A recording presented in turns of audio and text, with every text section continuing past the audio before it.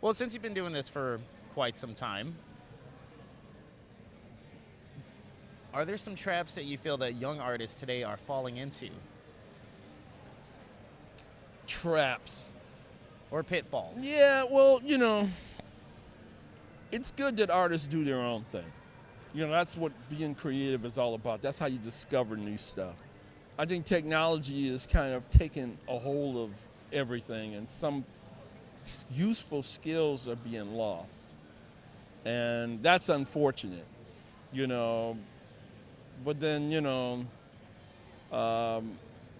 the way things are today, it's all about how do you stay afloat and and survive. So people, new artists tend to want to do the most popular stuff and get it out there that way. And maybe there's not as much self-expression sometimes. However, I think that, this is America. We can do whatever we want to do, and you are going to have those people that are going to, forge a new path, and then you get a number of creatives who will follow that path once it's forged out. And that's, I guess, just the way it is, the nature of things. I would like to see more creators do their own thing, but as a creator myself and somebody, I've fallen into that pitfall myself, where I'm working on the things that are going to put, bread on the table. And I think that most creators, when they get started now, need to spend a little bit more time perfecting their craft before actually trying to market their work, And sometimes I see some independent books that really I wouldn't publish at this point. And I think that they're not ready. But I think the ideas are good. I like the brutal honesty. The book's good. Yeah. The book's real, and it's good, but it's not real good. So, well, speaking of which, you do workshops. Yes, we... with Keith Pollard as well. Yeah, Keith Pollard, myself, Carl Lundgren is waiting to do one. Bill Mesner-Lobes, and we've had people in the past. Tom Orzechowski, Dwayne McDuffie was a guest lecturer. It was called the Comic Art Workshop, and we have a website, comicartworkshop.com. Okay. Where people can That'll be contact included us. in the description for sure. Okay. And what we've done is the way Keith and I and a lot of the Detroit artists got together. We used to get together and look at each other's work and critique each other's work, and we made a vow to help each other get into the business. And Rich Buckler was the first one.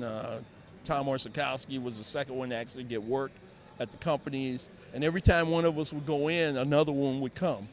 And Jim Starlin and Al Milgram were next, and then myself, and then Keith, and then Terry Austin and Mike Nasser, and it went on. There was about 10 of us, and but we did that because we were a close community within ourselves, and we worked, and we would press, the pros on how you do certain things, and let me see how you did that, and show me a little, and then we would share it amongst the group. So myself and Keith, when we moved back. That's fine. Yeah. I mean, it's going into the mics. Okay.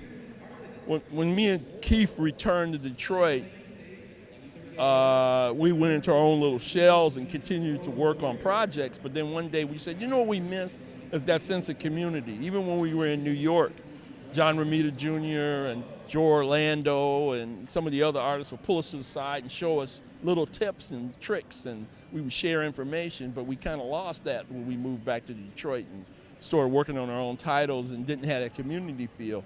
So we decided to create these workshops and seminars, identify promising new artists that were interested in going professional and improving their work in some aspect, or even self-publishing, and then we would decide that we would help them along.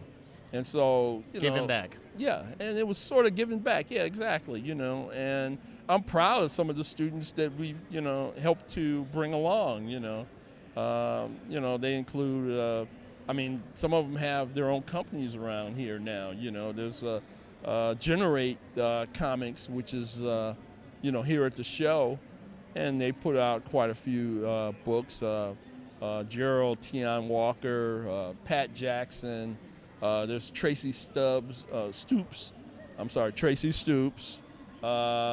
who's putting out his own comics, and they're crazy and wild. And then there was David Perrin, who went to Marvel in DC and drew Vampirella and Buffy the Vampire Slayer, who was part of our group, and so there's been quite a few people, as well as assistants that we used to help along. Kevin Van Hook, Dennis Cowan,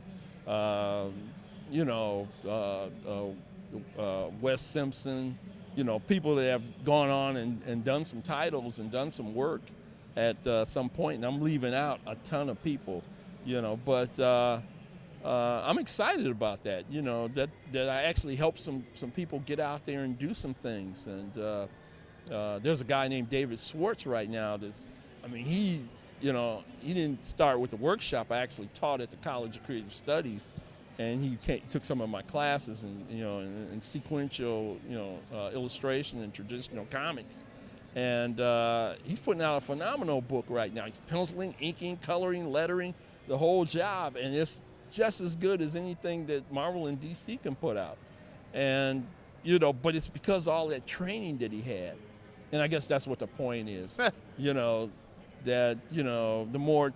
the more you learn, the better you are. The better you are, the more you can market yourself. I would agree with that. Mm-hmm. Well, speaking of marketing yourself, I guess a little plug for you. If people were interested in checking out more about you and your artwork, where can they find you online? We have an art rep, Jeff Jaworski, and he has a site called comicbook-art.com. I'll include that in the links too. Yeah, and then I have a few drawings over there that you can take a look at, Keith, as well, and then the comicartworkshop.com site, and my professional work. I do a lot of video and things like that. That's encodeentertainment.com or encodemediagroup.com. There's two different sites. Okay. And one of them is devoted more to doing commercial work for clients, and the other one is devoted to working on creator-owned projects for film, television, animation, and hopefully movies at some point. All right. Yeah. So I'm having a ball with that. And I've met a lot of great people, so who knows? I got some interesting projects online that are, coming up that I want to see happen. Okay. Yeah. No, I'm sorry for cutting you off. No, that's okay. And then, on the hobby side, I sort of got a site called MotorCityRags.com, which I'm a partner of, and we teach. We don't teach, I'm sorry. We make T-shirts. So, I get to have fun and do T-shirts and things. They got a new technology that's awesome. It's like direct-to-shirt printing. So it's like an inkjet printer, shooting ink right on a shirt, and prints in all kind of colors. You can print one or hundreds of thousands. That's actually interesting. Yeah, it's great. Yeah, and the price is really inexpensive. It's great for creators, if they want to do some merchandising of their stuff. Yeah. Or have a one-time shirt that no one else will have. Yeah, you can do that as well. Yeah. What would you like to say to your fans as we're wrapping this up? Your fans throughout the years, what would you like to say to them? Hey, I've enjoyed the support that I've gotten. I'm doing these conventions right now. I'm starting to feel the love of getting back into the industry again. There's one thing about comics is, it's just pure fun, and it's every job I've ever had has been about fun, but I say doing comics is probably the most fun I had. I get to be a kid again. So now I'm older and sort of semi-retired from doing the other stuff, and I'm feeling the pull of getting back in the industry. This is a great industry, and it's a great time. I think this is the golden age of comics. It's now being far more accepted mainstream than it Yeah. ever has been. Yeah, than it has been, ever. And I'm and I'm just, lucky that, I have some people that remember my work from before and come out and visit me at the shows. I get such a kick out of talking to people. All right, well, Arvell, a sincere thanks from me to you for granting me this interview. I appreciate it, sir. Yeah. Well, I appreciate the attention, Well, folks, this is Joe from MIGeekScene.com, sitting right next to Arvell Jones. Take it easy.